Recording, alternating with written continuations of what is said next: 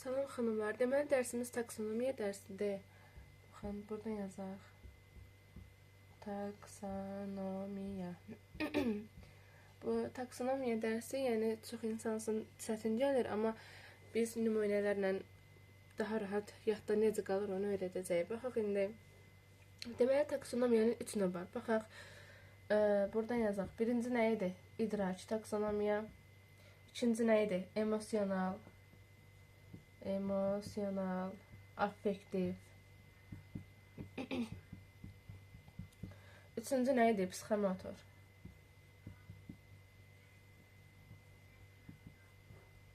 Deməli dedik, taksonomiyanın 3 növü var. İdraç taksonomiya, emosional, affektiv taksonomiya, üçüncü də psixomotor taksonomiyadır.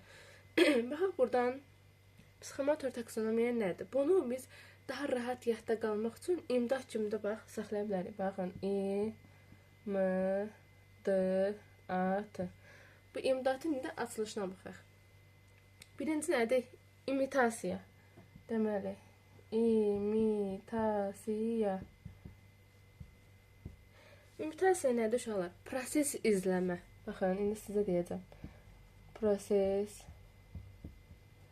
izləmə. Deməli, proses izləmə nədir? Məsələn, mən deməli, əlimi burada belə eləyirəm, siz eləyirsiniz. Açın deyirəm, siz açırsınız. Mən sizə burada deyək ki, alqışı öyrədirəm, məsələ çəkirəm. Belə eləyirəm, siz eləyirsiniz, açıram, siz açırsınız. Yaxud, başqa, burada proses izlənir də. Məsələn, başqa şey deyək. Məsələn, bir körpə uşaqdan gedək.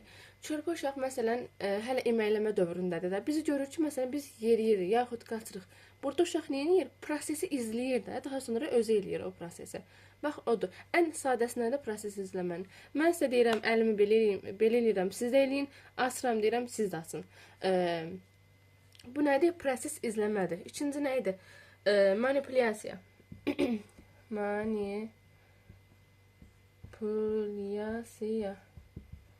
Manipulyasiya nədir uşaqlar? Təlimatdır, baxın. Gəlin buradan yazaq. Təlimata nə aiddir? Şəkil, yazı, səsli. Məsələn, indi orada yazarsınız siz. Deməli, şəkilli təlimat nədir? Məsələn çəkirəm. Deyək ki, yol hərəkəti qaydalarına baxırsınız. Şəkilli təlimatlar verilib. Bax, o şəkilli təlimat. Yaxud, məsələn, yazılı təlimatı. Bax, mən buraya yazıram ki, deyək ki, yazı ilə yazıram ki, məsələn, əl, şəkli, çəkin. Əl, şəkli, deməli, çəkin. Burada neynədim mən? Əl şəkli, çəkin yazmışamsa. Sizə yazılı olaraq təlimat verirəm də ki, əl şəkli, çəkin. Yaxud, daha sonra nə dedik? Yazılı təlimat. Yazılının dediyi səsli təlimat. Səslə deyirəm ki, uşaqlar, siz yaxud portret şəkli çəkin, yaxud əl şəkli çəkin. Burada nə edirəm? Səsli təlimat verirəm də sizə. Bu təlimat da bölərsiniz 3 yerə: şəkilli, yazılı və səsli təlimat olaraq manipulyasiyadır bu da. Deməli, imdad dedik də, D-na baxaq. D-da dəqiqlik. İndi bunların hamısını sizə lor dillə başqa formada izah edəcəm. Deməli, dəqiqlik nədir? Var olan təcrübədir. Var olan təcrübə. Deməli, A nədir? Artikulyasiya.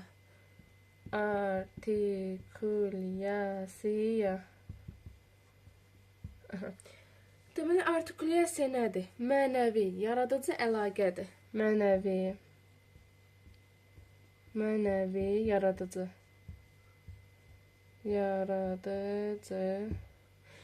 Axırda da təbiiləşmədir. İndi bunu sizə başa salacağım. Təbiiləşmə.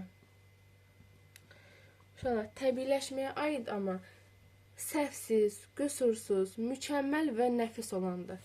Yazaq bura səhvsiz, qüsursuz. Deməli, qüsursuz. Yazarsınız da, səhvsiz, qüsursuz, mükəmməl, nəfis və s. Yəni.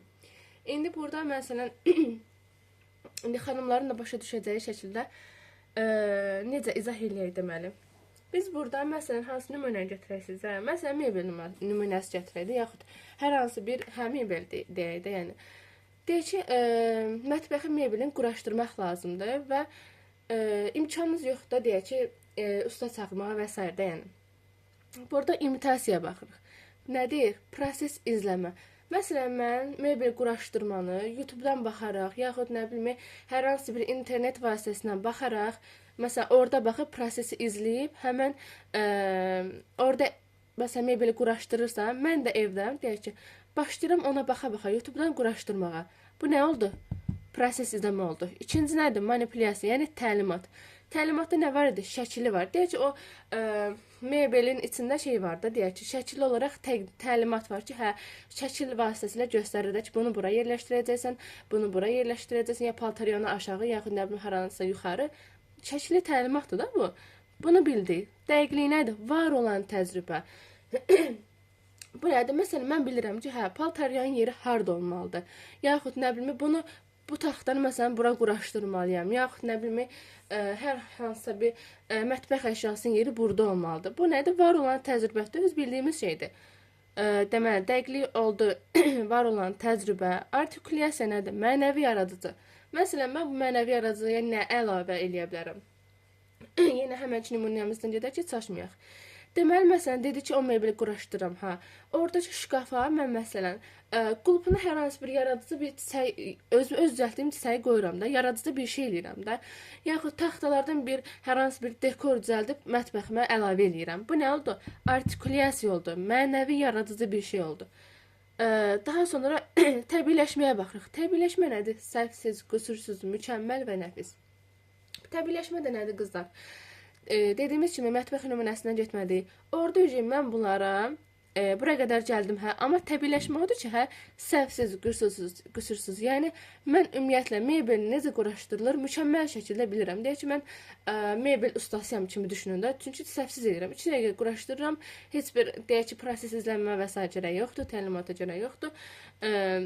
Təbiiləşməkdə bu. Məsələn, gedirəm 2 dəqiqə evimdəkini düzəldirəm, daha sonra ustayam da deyək ki, məsələn seçirəm. Gedib başqa mebellərdə 2 dəqiqə düzəldirəm. Bu nədir? Təbiiləşmədir də. Səhvsiz edirəm, qüsursuz edirəm və mükəmməl edirəm.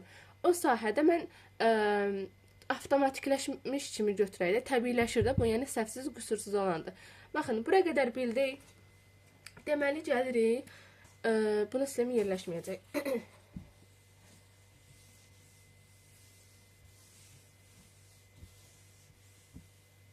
Aha. Deməli, başqa nə gəlirdi? Emosional affektiv. Baxın, buradan yazaq. Emosional affektiv. Emosional affektivə nələr aiddir? Onları yazırıq. Baxın, buradan. Yerləşdir kamerada. Aha. Birinci nədir uşaqlar? Qəbul etmə. Baxaq, yazaq. Qəbul etmə. İndi mən deyəcəm qabaqların. Siz yazacaqsınız. Qəbul etməyə nələr aiddir? Deyirəm, yazın. Deməli, qəbul etməyə aiddir diqqət göstərmək, həvəs, fəal dinləyici olmaq, qeydlər götürmək. Bu nədir? Qəbul etmədir. Emosional affektivdə. Məsələn, diqqətlə dinləyir deyək ki, həvəslidir, fəal dinləyicidir, qeydlər götürür. Bu qəbul edir də o dərsi deyək ki. Bu birincidir. İkinci nə idi, qızlar? Cavab vermə.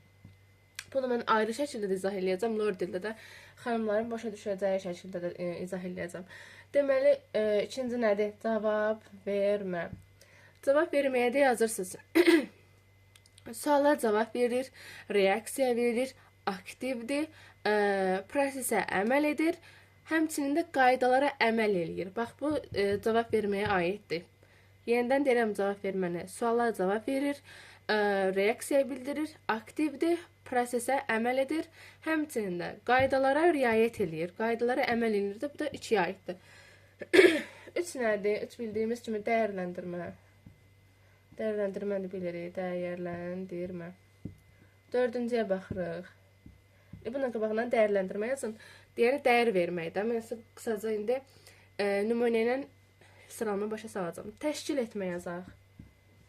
Təşkil etmə. Deməli, baxırıq, təşkil etməyə nələr aiddir? Seçib təşkil etmə. Plan aiddir buna, təşkil etmə aiddir. Metanoqnitiv bilik keçmişdik, ha, bax, o da təşkil etməyə aiddir. Daha sonra 5-ə baxaq, xarakterizə. Xarakterizə. Xarakterizəyə də aiddir. Yəni xarakterizə etmə daha doğrusu. Ona nə aiddir? Dəyərlər sistemi aiddir. Bələd olma aiddir. Həmişə, çox vaxt, əksər vaxt, adətən bu da xarakterizə aiddir. Məsələn, başqa da ümumiyyətlə xarakterizatı mən bunu indi lor dildə izah eləyək. Baxın. Məsələn, necə izah eləyək? Lor dildə izah eləyək ki, başa düşəsiniz. Deyək ki, mən qrup yoldaşımın toyuna getmişəm, məsəl çəkirəm. Bir dəqiqə. Aha, deməli baxırıq. Məsələn, dediyim kimi, mən qrup yoldaşımın toyuna getmişəm. Orada da, məsələn, bir stolda, kollektiv stolda onun iş yoldaşları var. Mən də deyirlər ki, hə də, məsələn, gəlinin deyək ki, padurqaları getsin, həmən stolda otursun da. Mən də istər-istəməz adam şey qalır axı, belə qıraq qalır da. Onlar bütövdür, sən təksən də, deyək ki, onlar iş yoldaşlardır, sən qrup yoldaşsın. Burada nə olur? Bax, hələ ki oturursunuz, qəbul etmə nədir? Hələ oturursunuz, baxırsınız ki, müşahidə edirsiniz də, söhbət nədən gedir? Məsələn, deyirlər ki, hə, MİQ imtahanından danışırlar, yaxud sertifikasiya imtahanından danışırlar. Məsələn, biri deyir ki, sertifikasiya yaxşı ki var, biri deyir, yox, məsələn, gərək yoxdur və s. Nümunə kimi gətirirəm, deyək ki. Daha sonra bu qızlardan biri məsələn mənə deyir ki, sizdə məsələn, siz gəlinin nəyisiz? Mən də məsələn deyirəm ki, hə, mən gəlinin qrup yoldaşıyam. Burada nə edim? Həm qəbul etdim misalı, həm də cavab verdim də. İkinci mərhələyə keçdim, cavab verdim. Daha sonra dəyərləndirməyə baxırıq. Bir dəqiqə, hə, dəyərləndirməyə baxırıq. Dəyərləndirmə nədir? Otururam orada, hər kəsi bir-bir dəyərləndirirəm. Ki, hə, məsələn, kim hər hansı bir şeydən bəhs edir, sertifikasiyadan mı, yoxsa MİQ imtahanından mı və s. Bu da dəyərləndirmədir. Daha sonra var təşkil etmə. Məsələn, bunu da necə izah edə bilər? Oradakı məsələn, iş yoldaşlarından biri deyir ki, mən məsələn, məktəbdə bu üsulla dərs keçirəm ki, hə, uşaqlar hamısı mənə daha yaxşı maraqla qulaq asır da, deyək ki, həm dərsində sakit otururlar, yəni bu üsulla dərs keçirəm deyə, həm dərsə onları cəlb etmiş oluram, həm də əsasən də məni, məsələn, deyək ki, məsələ çəkirəm ki, çox istəyirlər, yaxud dərsimə maraqları çoxdur. Bu nədir? Təşkil etmədə. Təşkil etmə nədir indi? Həmən məsələn, mən o üsula qulaq asıram və gələcək işimdə də onu təşkil etməyə çalışıram. Həmən o üsulu mən də gələcəkdə uşaqları, məsələn, şagirdlərimi təşkil etməyə çalışıram. Bu nədir ki, təşkil etməyə keçsək də. İndi 5-ciyə baxaq. 5-ci nə idi? Xarakterizə. Elə həmən nümunədən gedək ki, sıralamanı qarışdırmayaq. Xarakterizə nədir? Məsələn, o toyda, məsələn, stolda da, yəni bir nəfər çox həqiqətən deyək ki, çox zarafatçıl bir xanım idi. Onun zarafatları sənə ona qarşı maraq oyatdı da, hər mənada. Yəni onun xarakterinə maraq oyatdı. Çünki məsələn deyək ki, çox zarafatçıl bir xanım idi və s. Yəni hər xarakterin. Onu da məsələn öz xarakterinə əlavə etməyə çalışır. Baxın, bu da xarakterizədir. Xarakterizə etmək var idi ha. Bax, odur. Taksonomiya elə də çətin deyil. Baxın, bu hamısı nəyə aid oldu? Emosional affektivə aid oldu. Gəlin indi bunları da silək. Dəqiqə dayandırım, silin, vaxt getməsin. Aha. Daha sonra ən başda nə keçmişdik? İdraki sahə. Baxın. İdraki sahə. İdraki sahəyə nələr aiddir ona baxaq. Birinci aşağı təfəkkür səviyyəsi, İkincidə yuxarı təfəkkür səviyyəsi keçmişdik, ha, biz təfəkkürdə. Amma burada taksonomiyanın ki, ayrı döyəcək. Baxıq indi aşağı təfəkkür səviyyəsi. Tısı yazım, başa düşəcəksiniz. İkinci də yuxarı təfəkkür səviyyəsi. İndi baxırıq, aşağı təfəkkür səviyyəsində nələr aiddir? Xatırlamaq,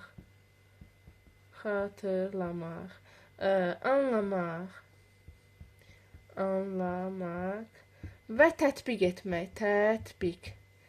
Özünüz yazarsınız onu. Xatırlamaq, anlamaq və tətbiq etmək aşağı təfəkkür səviyyəsinə aiddir. Yuxarı təfəkkür səviyyəsinə baxaq. Yaratmaq, demişdik axı. Yaratmaq. Daha sonra, indi çatmır, özünüz yazarsınız. Yaratmaq, təhlil etmək və dəyərləndirmə. Bu da yuxarı təfəkkür səviyyəsinə aiddir. Buraya qədər bildiniz. Bir də buraya yazaq. Qeyd kimi anlamaq, məna çıxarmaqdır. Məna çıxarmaq.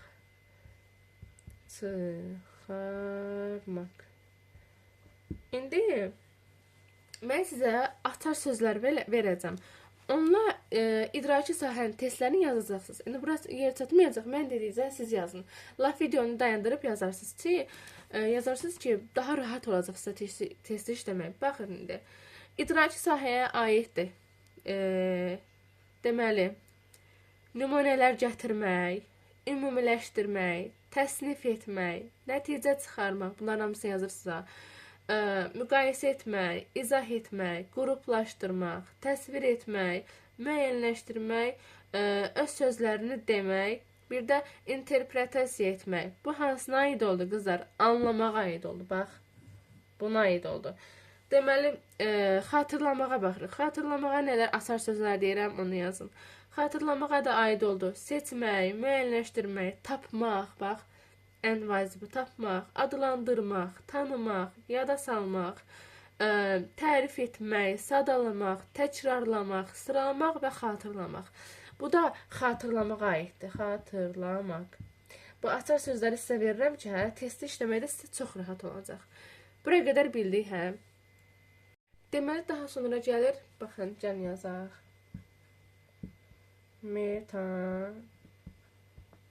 Metanognitiv bacarıqlar. Deməli, metanognitiv bacarıqlara nə aiddir? 1. Özünü monitoring. İkinciyə nə aiddir? Özünü tənzimləmə. Özünü tənzimləmə.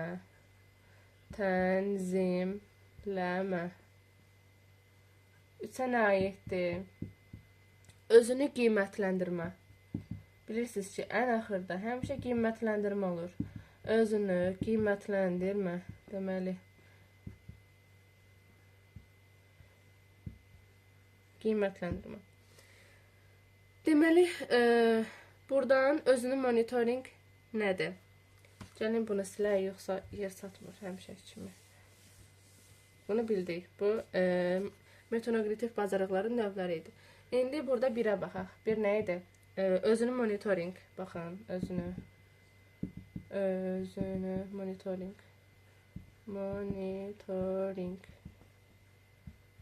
Deməli, özünü monitoring 3 yerə ayrılır. Birinci, müşahidə.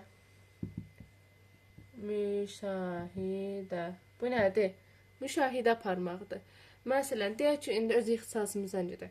Mən məsələn, portret çəkirəm. Daha sonra 15 dəqiqədən sonra deyək ki, hər hansı bir yerə gedib təzədən qayıdıram da portret davam etmək üçün. Baxıram ki, müşahidə edirəm öz çəkdiyimi. Bunun burası belədir, burası məsələn yaxşı çəkmişəm, yaxud burasını pis çəkmişəm, bunu düzəldim. Bu nəyə əsasən olur? Müşahidəyə əsasən olur da. Bax, odur, özünün müşahidədir. Yaxud buna başqa nümunədə gətirək də. Məsələn, hər hansı bir iş görürəm və o işimə qıraqdan baxıb ona müşahidə etməyə çalışıram. Bax, bu müşahidə odur. İkinci nədir? Agah olma. Agah olma. Deməli, bu agah olma nədir? Bir işi görürsən, o bir işi qalır da. Məsələn, deyək ki, mən bu gün bu işi gördüm, amma davamında məsələn, deyək ki, sabah eləyəcəm də. Bax, bu da agah olmadır. Daha sonra rəy. Rəy qiymətləndirmə deyil, ha, bax, onunla qarışdırmayın. Deməli, rəy də olan və olmayan əsaslanır. Məsələn, mən özümə rəy verirəm, ha, bu varaq ki, özünü monitoring. Rəydə özünə rəy verməkdir. Bayaq dediyimiz kimi bir portret çəkirəm və ona rəy bildirirəm ki, hə, mən bu çəkdim, yaxud özümü deyim də, hər hansı bir iş görürəm və öz işimə rəy bildirirəm. Bax, odur. Deməli, bunu silək, özünü tənzimləməyə yazaq, deməli. Özünü, ikinci idi bu arada, özünü tənzimləmə. Tənzimləmə. Deməli, özünü tənzimləmə gəlir, deməli. Məqsəd müəyyənləşdirmə. İndi bir kimi qoyaq, məqsəd. Bu markerlə də yaza bilmirəm. Məqsəd, müəyyənləşdirmə.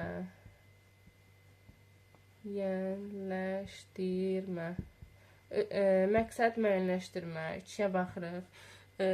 Plan hazırlama. Özünü tənzimləyir, ha, plan hazırlama. Bu nədir? Birinci məqsəd qoyursunuz. Daha sonra plan hazırlayırsınız. Daha sonra emosional tənzimləyirsiniz. Bayaq keçdiyimiz var idi ha. Emosional tənzimləyirsiniz. Emosiyanızı tənzimləmə. Aha, deməli, dördüncü də uyğunlaşmadır. Uyğunlaşma. Bu da özünü tənzimləməyə aiddir. Bax, buraya qədər asandır, hə? İndi baxırıq özünü qiymətləndirməyə. Baxın, üçüncü idi də, hə? Özünü qiymətləndirmə. Baxın. Özünü qiymətləndirmə. Qiymətləndirmə. Xəttimə görə üzrlü sayın marçını yaza bilmirəm. Hə. Özünü qiymətləndirməyə nə aiddir? Qiymət, refleks və mühakimə.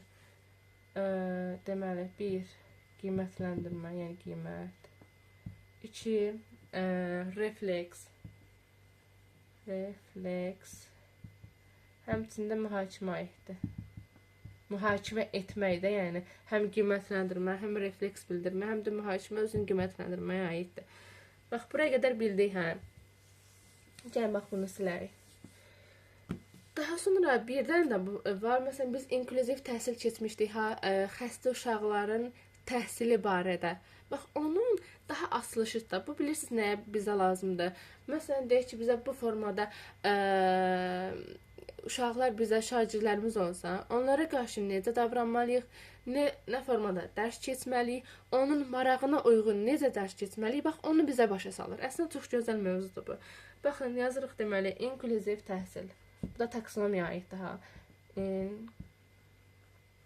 İnklüziv təhsil. İnklüziv təhsil bir prosesdir. Belə yazaq da, prosesdir. Deməli, belə yazaq, daha aydın başa salacağım. Fəlsəfi. Deməli, fəlsəfi iki yerə ayrılır. Birinci, hər cür diskriminasiyadan uzaq tutma. Bax, bu nədir? Məsələn, çox uşaqda olur, məsələn, bullyingə məruz qalır, yaxud dışlanırlar, belə türklər demiş. Bax, odur. Gəlin, buraya yazaq. Hər cür.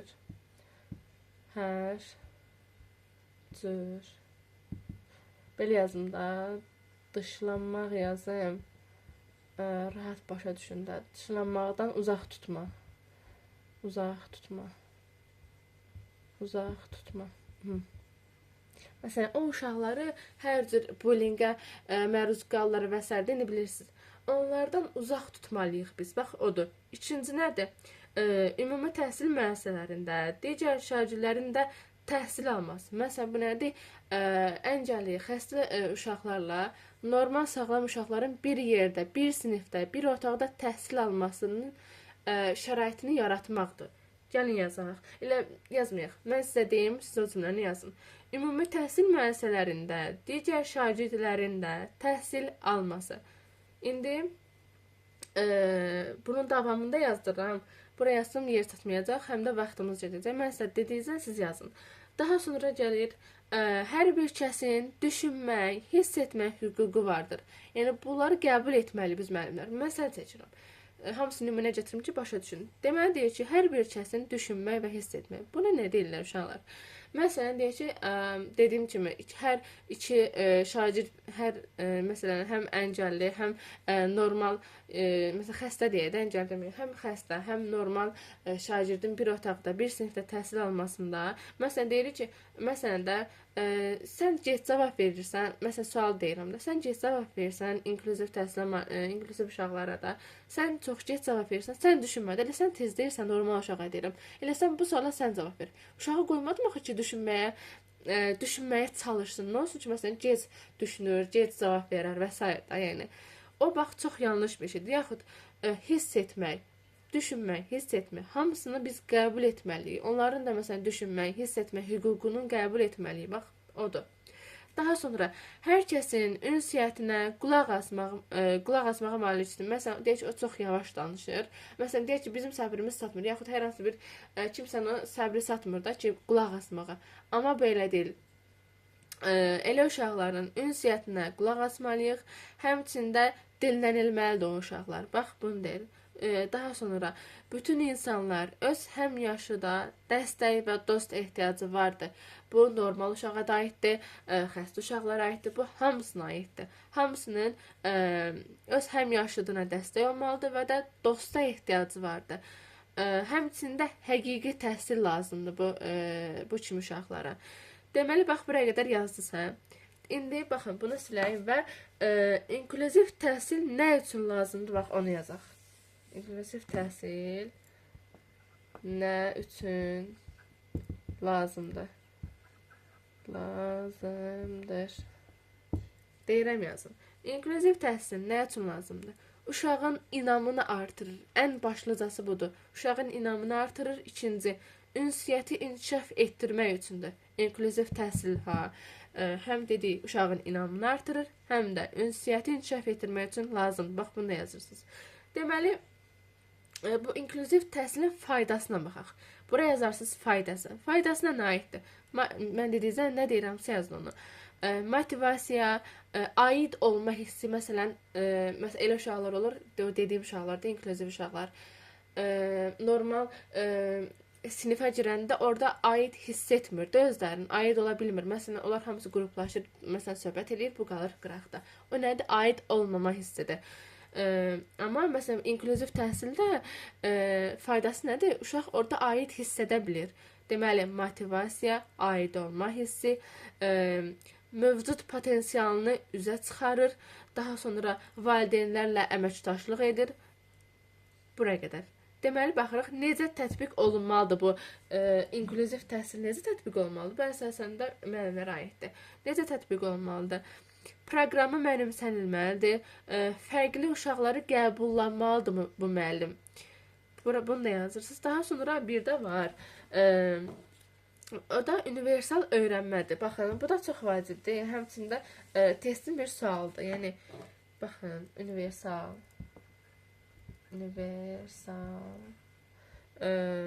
öyrənmə.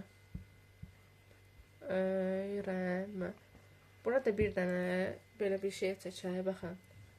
1, 2, 3. Baxın indi. Bura aiddir. Cəlb etmə. Deməli, cəlb etmə. İkinciyə aiddir. Deməli, təqdimat.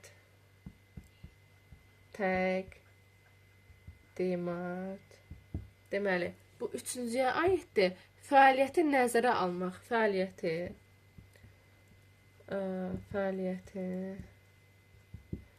deməli, nəzərə almaq. Fəaliyyəti nəzərə almaq. Bu nədir? Həm biz o tip uşaqları, inklüziv uşaqları dərsə cəlb etməliyik, proqrama əsasən cəlb etməliyik. Daha sonra onlara uyğun təqdimat hazırlamalıyıq. Ən axırda da fəaliyyəti nəzərə almalıyıq. Məsələn, deyək ki, buna nə aid eləyə bilərik? Deyək ki, məsələn, çox belə yerində dura bilməyən uşaqlar olur, hiperaktiv uşaqlar. Onu necə, məsələn, dərsə yönətmək lazımdır. Məsələn, uşaq dayanmır da, deyək ki, ancaq dostları ilə danışır, yaxud nə bilmək, yerində dayanmır, deyək ki, da indi. Onu biz fəaliyyəti necə nəzərə almalıyıq? Deyək ki, uşağa deyirik, kitabı götür, kitab götür. Sinifdə gəzərək, hiperaktivliyin çıxartmalıdır axı.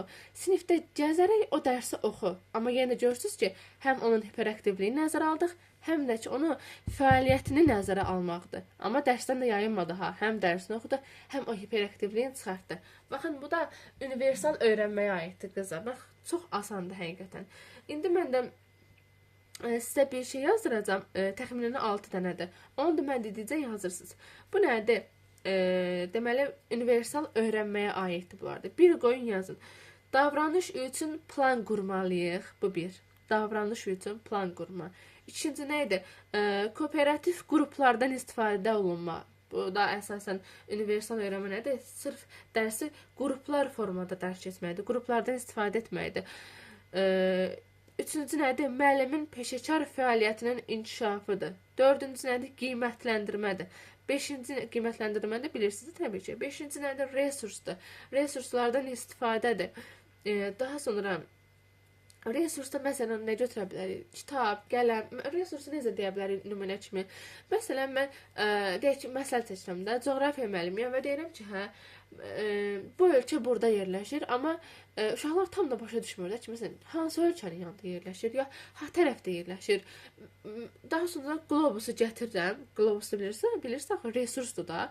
Qlobusu gətirirəm və göstərirəm ki, bax bunu deyirəm. Uşaqlar deyir ki, hə müəllim, məsələn belə deyin də, məsələn resursdan istifadə edirəm də, məsəl seçirəm, yaxud uşaqlara icra sənətdən hər hansı bir heykəli göstərirəm ki, heykəl üç ölçülüdür, hər tərəfdən baxmaq olar. Uşaqlar deyir ki, başa düşmür də. Götürüm bir dənə heykəl nümunəsini göstərirəm ki, hər hansı bir heykəldə bu Davidin heykəli olub və s. yəni heykəl göstərirəm, bu da resurs deyil. Heykəl göstərirəm ki, məsələn, bax bu formanı nəzərdə tuturam. Bunu nəzərdə tuturam. Bax uşaq onda daha yaxşı yadda qalır da dərs uşağa. Daha sonra altı nədir? İnteqrasiya olunmuş tapşırıq. Yəni inteqrasiya nə idi? Buna həyatla əlaqələndirilə bilər. Bax bura qədər çox asandır həqiqətən bu dərs.